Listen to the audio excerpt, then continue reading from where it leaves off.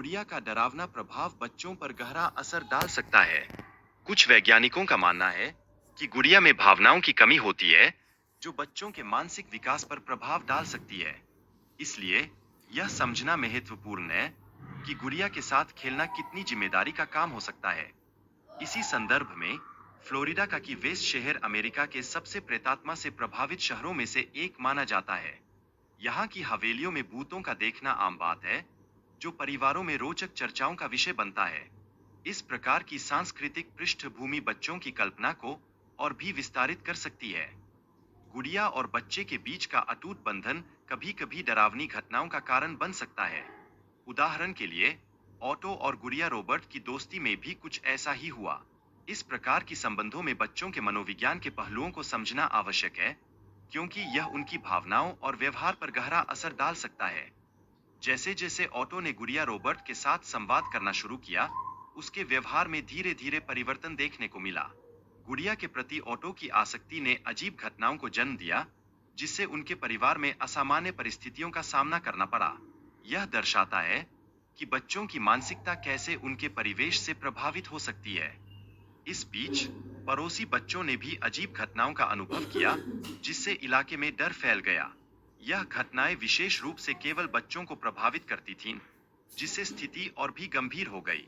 पारिवारिक सहयोग और एकजुटता इस प्रकार की परेशानियों का सामना करने के लिए महत्वपूर्ण होती है।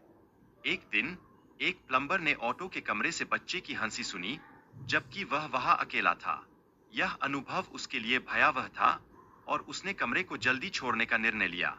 ऐसे अनुभव परिवारों में चर्चा का केंद्र बन सकते हैं, जो बच्चों के अलावा वयस्कों के मन में भी संकोच और डर पैदा करते हैं। महत्वपूर्ण बात यह है कि ओटो ने गुड़िया को अपने बचपन के डर की पहचान के रूप में वापस लिया, लेकिन इसने उसकी पत्नी को काफी परेशान किया। उनका व्यवहार एक समस्या बन गया, जिससे पारिवारिक संबंधों में तनाव की स्थिति उत्पन्न हुई। इस प्रकार की परिस्थितियों का सामना करने के लिए पारिवारिक संवाद और समर्पण आवश्यक होते हैं। जब ओटो ने गुड़िया को अटारी में रखा, तो रॉबर्ट ने अन्य कमरों में अजीब घटनाओं को उत्पन्न करना शुरू कर दिया। यह सब बहुत डरावना था और इससे परिवार के सदस्यों के बीच चिंता और तनाव बढ़ गया। इस स्थिति में परिवार के सदस्यों को एक दूसरे का सहारा बनकर रहना आवश्यक था। गुड़िया ने मेहमानों को परेशान करना शुरू कर दिया, जिससे ओटो और उसकी पत्नी की जिंदगी मुश्किल हो गई।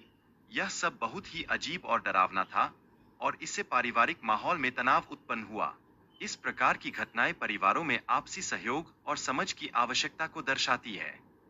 गुड़िया को एक महिला ने 20 सालों तक अपने पास रखा, जिसने बाद में इसे संग्रहालय में देने का निर्णय लिया। गुड़िया के प्रेतात्मा से ग्रसित होने का पता चला और यह बात पारिवारिक चर्चाओं का नया विषय बन गई। ऐसे अनुभव अक्सर परिवारों में संवाद को प्रोत्साहित करते हैं। संग्रहालय के कर्मचारियों ने गुड़िया को पहले तो मजाक में लिया, लेकिन बाद में उन्हें इसकी प्रेतात्मा का अनुभव हुआ, जिससे यह आवश्यक हो गया कि इसे कांच के पिंजरे में बंद किया जाए। यह घटनाएं हमें यह भी बताती है कि कैसे परिवारों में विश्वास और कल्पना का मिश्रण अक्सर असामान्य परिस्थितियों का निर्माण कर सकता है। जो लोग गुड़िया की फोटो बिना अनुमति लेते हैं, उनके जीवन में अजीब घटनाएं होने लगती है। वे इसके लिए इसकी जिम्मेदारी रॉबर्ट पर डालते हैं। यह याद दिलाता है कि परिवारों में सहमति और जिम्मेदारी का होना कितना महत्वपूर्ण है, ताकि बच्चों को सुरक्षित और समर्थित महसूस कराया जा सके।